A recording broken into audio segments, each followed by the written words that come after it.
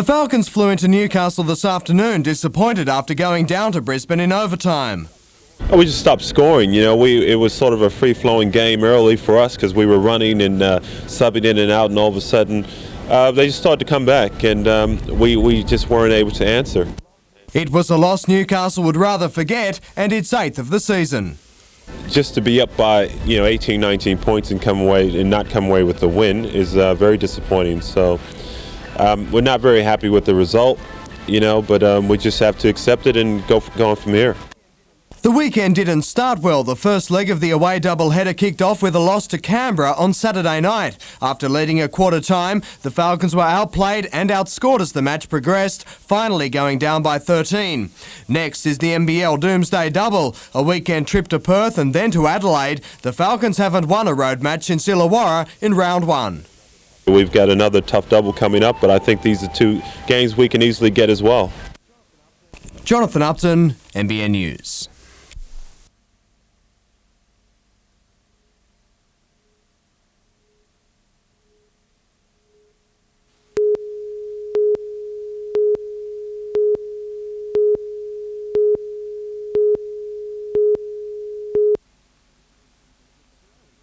The only thing delivered by Brambles armoured car drivers today was an ultimatum. Get rid of the contractors or face the consequences. 34 workers have walked off the job following the company's decision to hire contractors to fix automatic teller machines.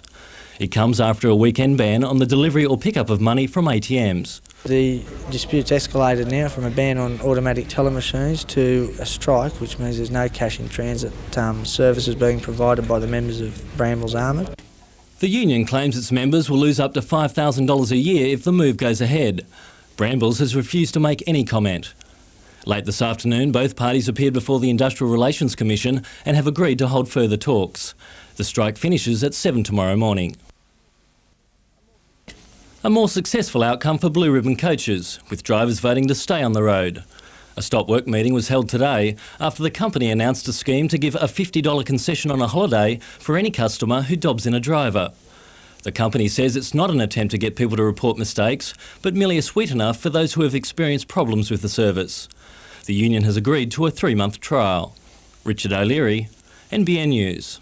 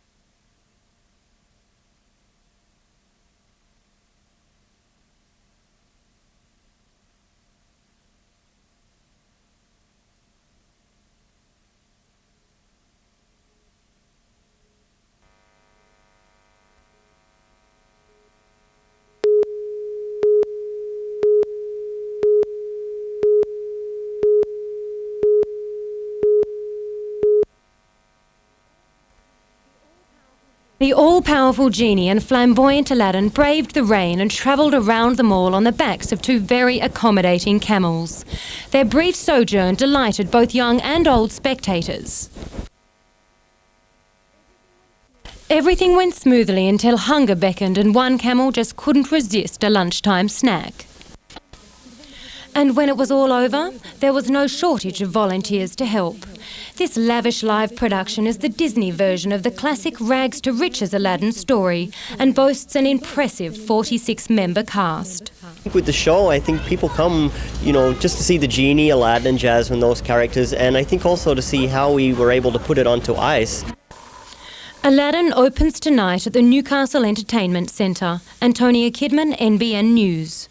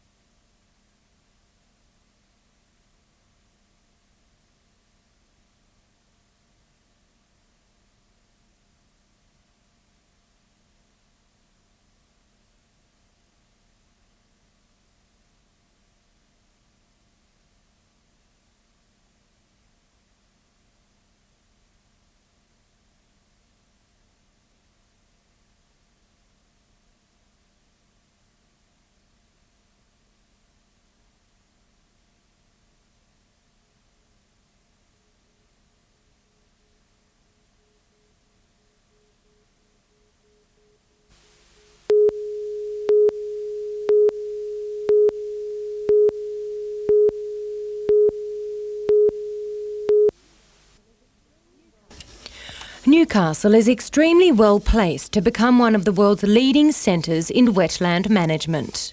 Newcastle is developing as a centre for excellence in wetland research and conservation.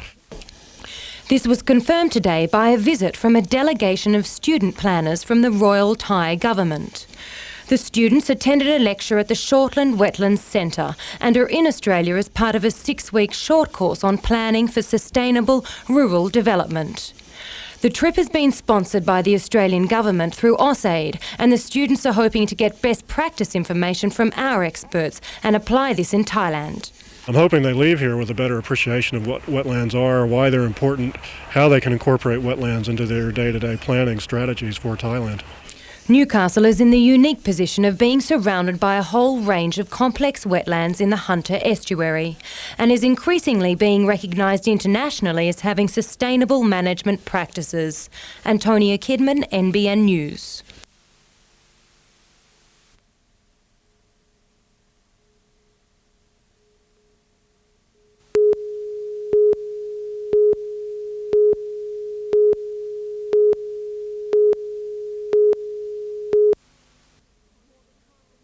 More than 500,000 tonnes of sawmill and forest waste are exported every year from Newcastle and Eden on the south coast.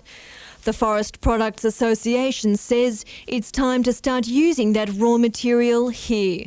The industry would like to value add in Australia, produce paper in Australia, substitute the massive imports coming into the country and export top quality writing paper throughout the world.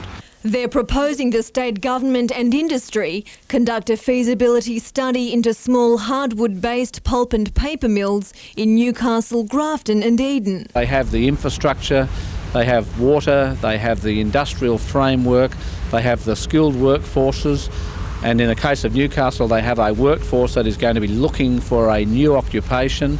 Mr Dorber says the study would address environmental and conservation issues and that the millions of tonnes of raw material needed for the 3 plants would initially come from forest and sawmill waste and then special plantations.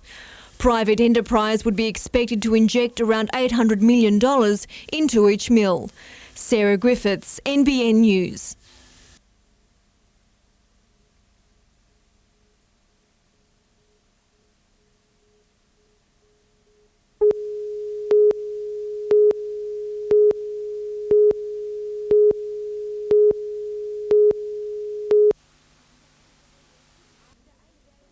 After 8 days of picketing in chilly weather, miners are still refusing to budge. Our strike can remain in place, it is legal, and we are under no compulsion to return to work. A bid by the mine's owner Rio Tinto to have the strike made illegal failed yesterday when the Industrial Relations Commission merely recommended miners return to work.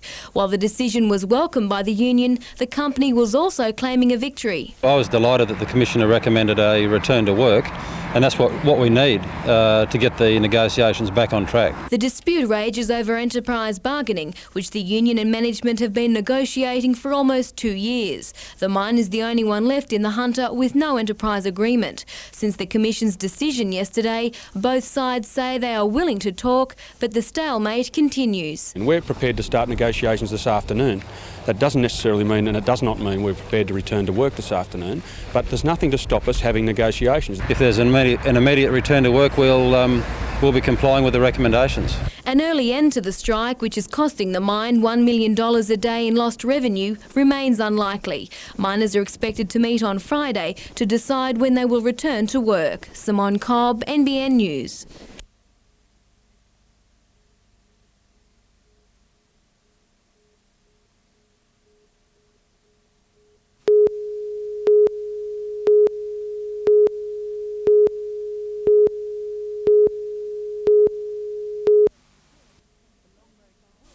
The long road to work can be shortened by a little company.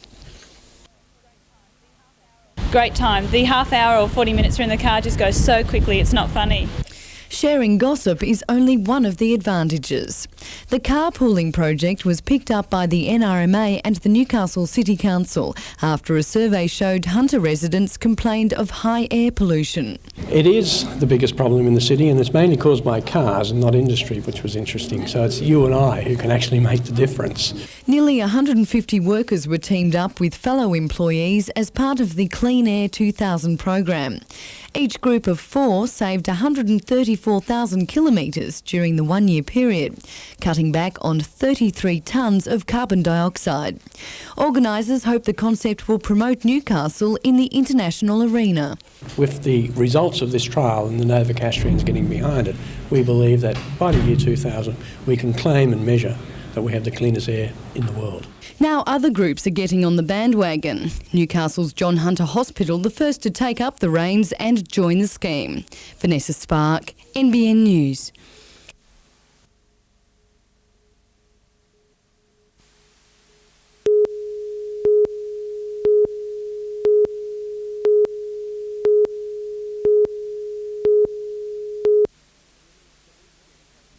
For these dedicated swimmers, just jumping into Charlestown Pool can be a challenge.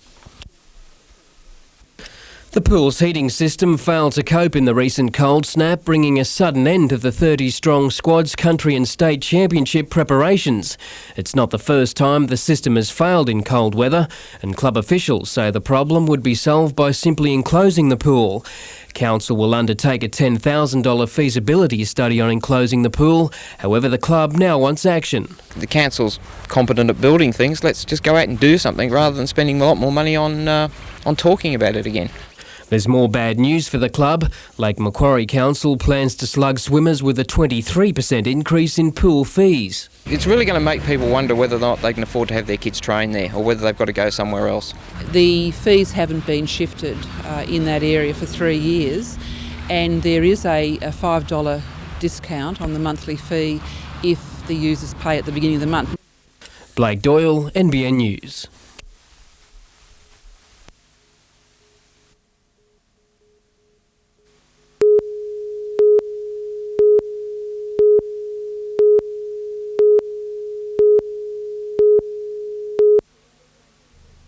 It was an identification parade of a different kind.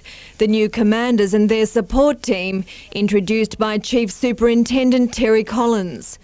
The appointments are part of a statewide restructuring of the service, which has seen more than 160 patrols condensed into 80 local areas.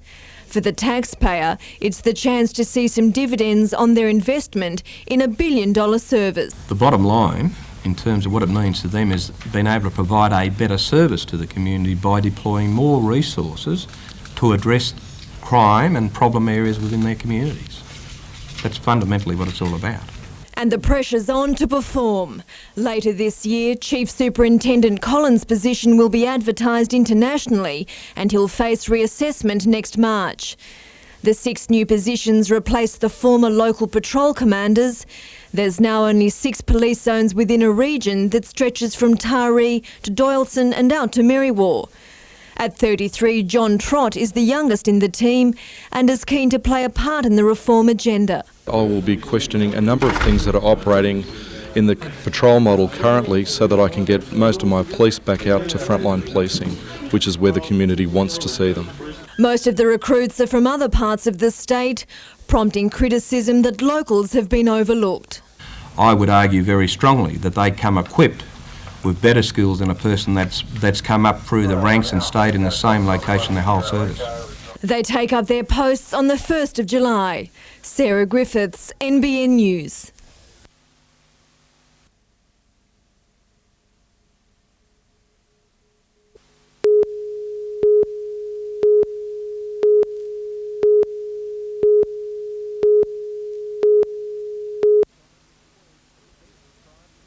It's been described as the worst bridge in the state, and it's not hard to see why. Last November, a fully laden truck plummeted 8 metres to the floor of the Hunter River when the 70-year-old Belltrees Bridge collapsed. The collapse left nearly 500 residents on the other side of the river stranded. But 6 months of intense lobbying by residents was rewarded today. Roads Minister Carl Scully inspecting the damaged bridge and announcing a funding package of $3 million to replace it and 3 other bridges. The local member is the Shadow Minister for Roads. I hold him in high regard. He put to me a very good case, a series of photographs, and it really is an unacceptable situation. So that's why I've decided to come up here today and announce the funding for it. The Belltrees Bridge Committee says its hard work has paid off. We have a secretary of this Bridge Watch Committee that I think should have been a barrister instead of an accountant. He's asked some very soul-searching questions of various authorities, and I think it's all helped to bring pressure to bear. Tenders will be called within 3 months for the Belltrees Bridge. The remaining 3 bridges will be replaced within 2 years. Scone Shire Council will also add $300,000 to the funding kitty. Blake Doyle, NBN News.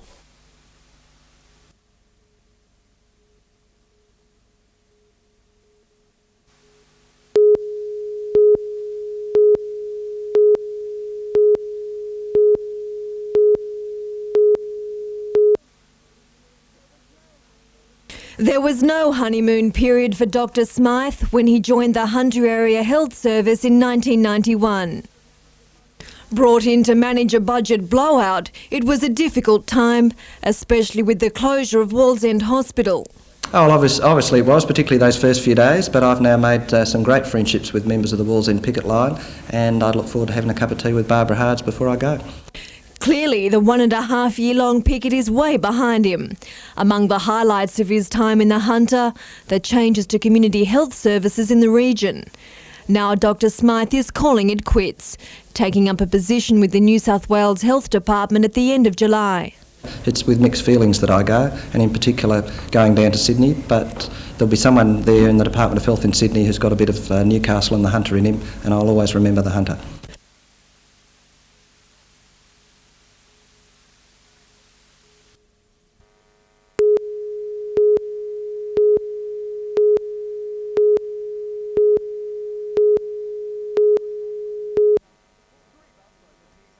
Three busloads of Newcastle supporters made the trip to North Sydney Oval, and while there were some near misses for the Knights in the opening 10 minutes, the Roosters were first to bother the scorers. But almost immediately Newcastle replied, Clint Talon capping off.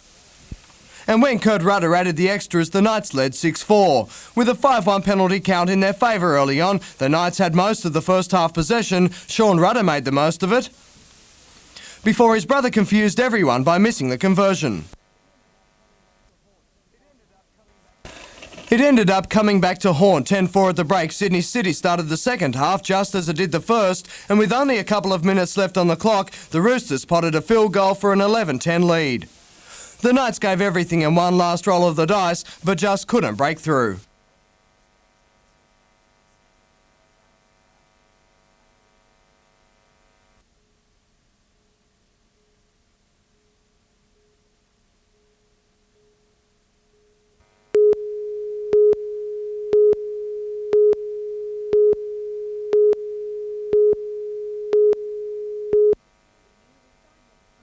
The new recycling plant at Gateshead became a dumping ground today in the name of conservation. Truck after truck emptied loads of reusable rubbish in the first day of curbside recycling at Lake Macquarie, Cessnock and Maitland. The 3 councils joined forces to form the Hunter Resource Recovery Scheme, which will see more than 200 tonnes of garbage processed daily. It's too early to say how successful our education program with the community has been, but from looking at our stock this morning, it's very clean and very well sorted, so we should commend the residents of the service area. A private company, Solo Waste, is operating the $12 million scheme using its unique system which separates the recyclables at the home. Paper and cardboard are collected and sorted independently of plastics and glass. Well, the benefits are obvious. It's a lot quicker to sort mechanically, but from an occupational health and safety point of view, it's much safer for our workers as well. The processed bales are then sold both locally and interstate for reuse. Simone Cobb, NBN News.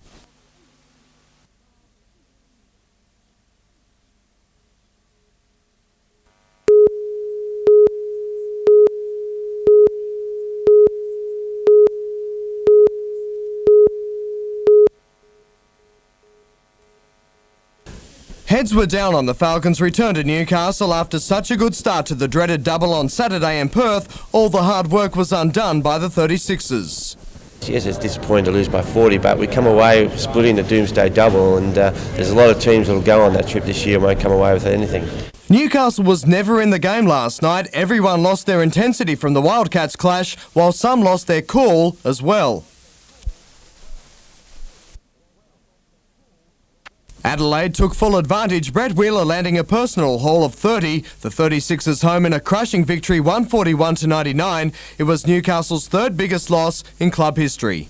To lose that way was very disappointing. And like you say, it is time. It's time that we started to say, hey, we're going to come out and play every week. The Falcons have until Saturday to find the form that helped them beat Perth. It's a must-win game at home against the Melbourne Tigers. We're still not down and out. As I said, we did split the road trip, and we've just got to build. We've got to be consistent all the time.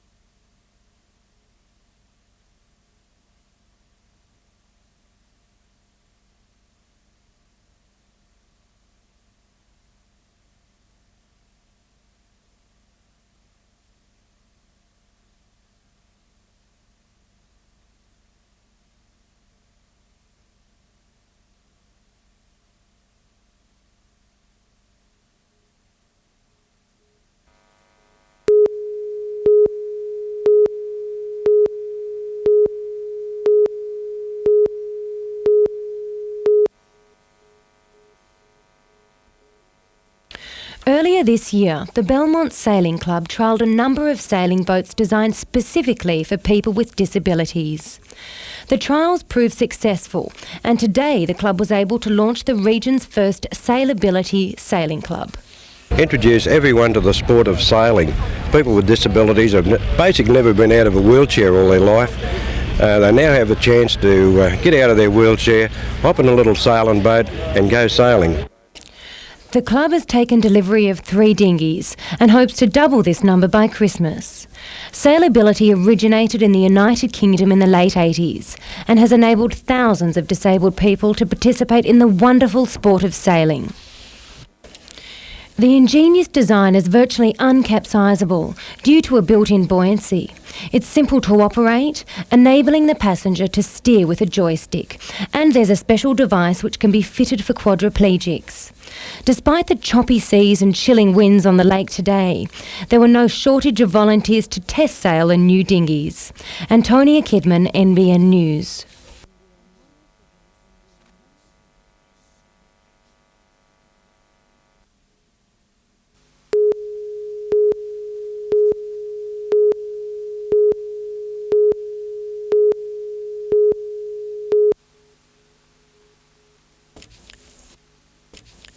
Tourism to Lake Macquarie is a sleeping giant, and with 836,000 people now travelling to the area each year, bringing in an estimated $160 million, it's no wonder the industry is hoping to expand. The local industry gathered together today to harness and build upon this lucrative market. If we start working a lot smarter, we're going to get a lot more business for the area, and we can look towards solving a lot of the problems in the future as far as employment is concerned. The expo comes at a time when the Hunter Tourism Organisation has attracted controversy by declining an offer of $2.1 million in Commonwealth assistance to provide 250 long-term unemployed people with placements within the industry. The board rejected the offer, explaining they could not successfully deliver the objectives of the program due to restrictions attached to the Commonwealth offer. However, the government is quick to point out that this hard-won money will not be lost to the Hunter region, but rather reallocated to other Hunter-based employment brokers. Antonia Kidman, NBN News.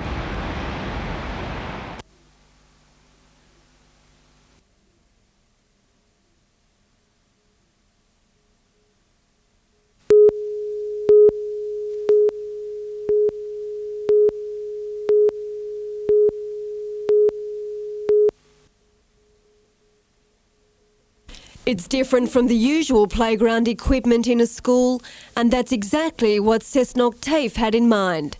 At Cessnock East Public School today, they handed over the results of 8 weeks of hard work. A gunya or shelter, a midden and a fire, built to resemble a traditional Aboriginal camp. It's a piece of history they want to share with the community's young people. I guess it opens their eyes up. It gives them an opportunity to touch and to feel and to become a part of it, rather than reading from books and looking at books and just getting one other person's perception. The presentation was part of Aboriginal Day celebrations. 10% of the school's students are of Aboriginal descent, and the principal is keen to see its Aboriginal Studies program extended outdoors. And it develops an awareness and a greater understanding of Aboriginal culture and heritage. Sarah Griffiths, NBN News.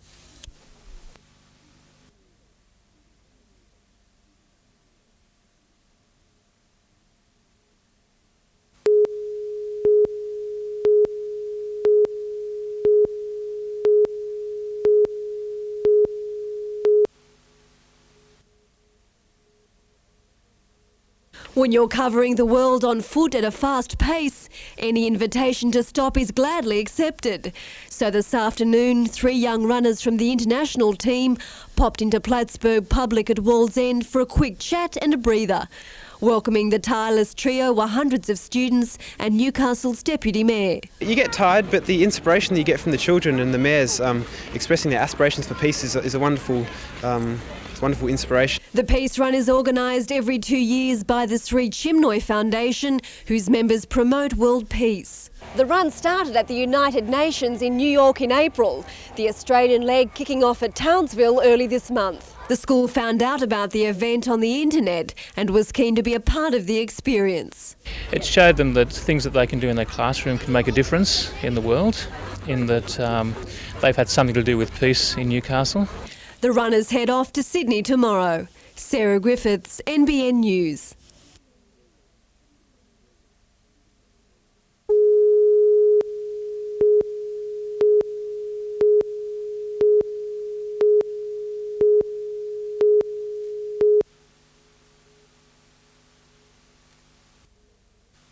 More than 1,100 students competed in the Athletics Carnival, representing 40 high schools from throughout the region. It's been an excellent carnival for the 2 days. Considering the weather conditions and the track, it's been very good.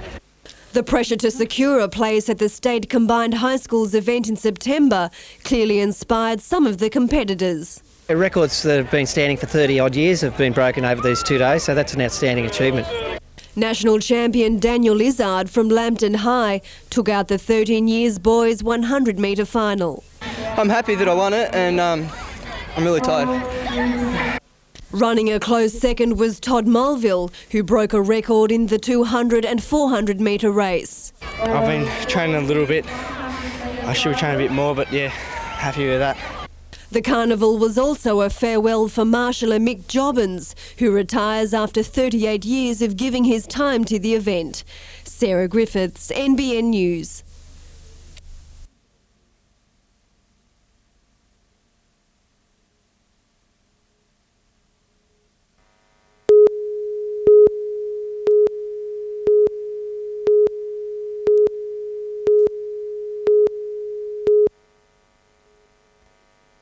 It's been a year of turmoil for Maitland City Council, highlighted by factional infighting over the leadership style of General Manager Rhonda Bignell. There's also been trouble from the same faction over Council's budget. Now the local government minister has stepped in to end the infighting. It's always the same members of the community are writing and faxing to the minister almost on a daily basis about imagined ills in the council. This is very time-consuming for the Minister's Department. It's certainly very time-consuming for the council officers here.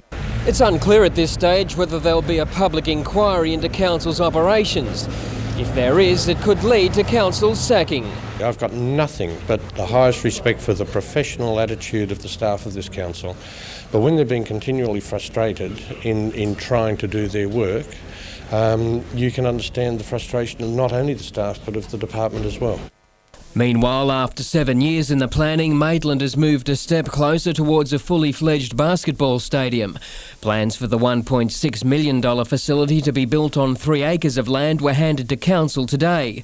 Over 800 basketballers will use the stadium once it's completed early next year. Blake Doyle, NBN News.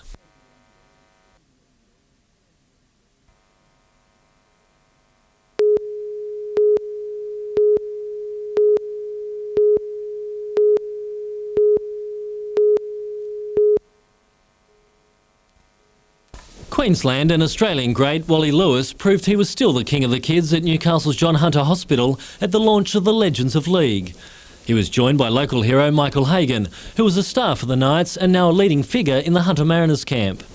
They're just 2 of the players from some of the classic State of Origin games of the past who will lace on the boots one more time. State against State, mate against mate, and Lewis against Kenny.